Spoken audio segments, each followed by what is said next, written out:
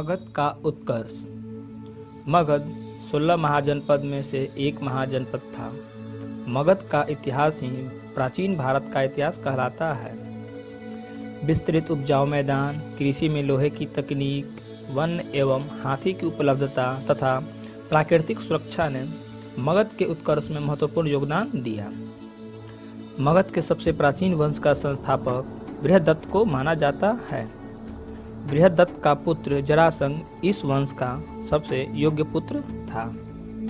जरासंध एवं भीम के बीच मल्ल युद्ध होने का उल्लेख मिलता है।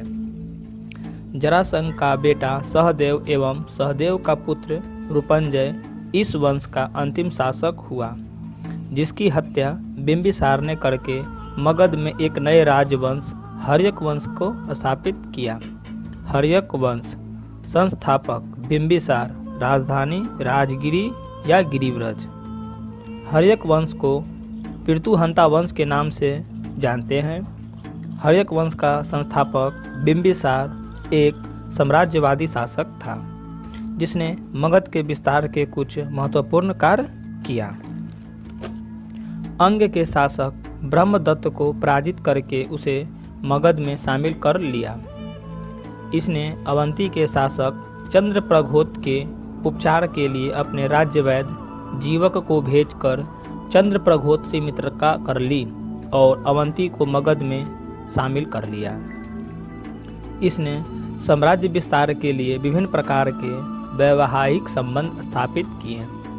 इसने कौशल के राजकुमार प्रसेनजीत की बहन महाकोसला से विवाह कर लिया। इसने लिच्छवी राजकुमारी चेतक की पुत्री चेलना से विवाह किया। इसने मध्य देश आधुनिक पंजाब की राजकुमारी क्षेमा के साथ विवाह किया। यह बौद्ध धर्म का अनुयायी था, लेकिन चेलना अपनी पत्नी से प्रभावित होकर जैन धर्म को स्वीकार किया। इसकी हत्या इसके अपने पुत्र अजातशत्रु ने कर दी और वह हर्यक वंश का अगला शासक बना। अजातशत्रु इतिहास में अजातशत्रु का उपनाम कुनिक था। यह लिच्छवी राजकुमारी चेलना का पुत्र था। अजातशत्रु एवं प्रसेनजीत के बीच युद्ध हुआ, जिसमें प्रसेनजीत पराजित हुआ, लेकिन बाद में दोनों में समझौता हो गया। प्रसेनजीत ने अपनी पुत्री वादिरा का विवाह अजातशत्रु से करवा दिया। इसने अपने कूटनीतिक मित्र वर्षकार मंत्री की सहायता से वैशाली पर अधिकार कर लिया। इस युद्ध में इसने दो महत्वपूर्ण हथियार महाशिलकंठक रथमुसल का प्रयोग किया। इसने राजगिरी के सप्तकर्णी गुफा में प्रथम बौद्ध संगीति का आयोजन करवाया। इसकी हत्या इसके पुत्र उदयाई ने कर दी। उदयाई ने गंगा एवं सोन के संगम पर पाटलिपुत्र या कुसुमपुर नगर की स्थापना कर उसे अपनी राजधानी बनाया।